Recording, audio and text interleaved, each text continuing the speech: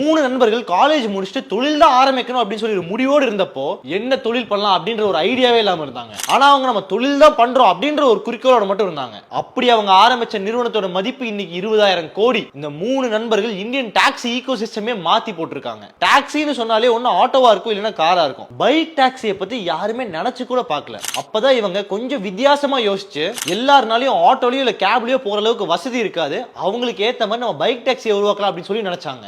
ஏன் பைக்ல டாக்ஸி ஓட்ட முடியும் அப்படிங்கிற ஒரு கான்செப்டே யாருமே கொண்டே வரல. இப்படி கொஞ்சம் மாத்தி யோசிச்சனால இன்னைக்கு வாழ்க்கையில மிகப்பெரிய இடத்துக்கு வந்திருக்காங்க. ஏன் இவங்க இப்படி ஒரு ஐடியாவை மத்தவங்க கிட்ட சொல்லும் போது ஓலா ஊபர்னு 2 கம்பெனி இருக்காங்க, இவங்களை அடிச்சுட்டு நீ பெரிய அளவுக்கு வந்துருவியா அப்படின்னு சொல்லி எல்லாருமே கேட்டாங்க. ஆனா பின்னால அதே ஓலாவும் ஊபரும் கூட இவங்களோட ஐடியாவை காப்பி அடிச்சாங்க. அந்த 3 நண்பர்கள் அடுத்தவங்க சொன்ன பேச்சை கேட்டிருந்தாங்கன்னா இன்னைக்கு அந்த நிலைமைக்கு வந்திருக்கவே முடியாது.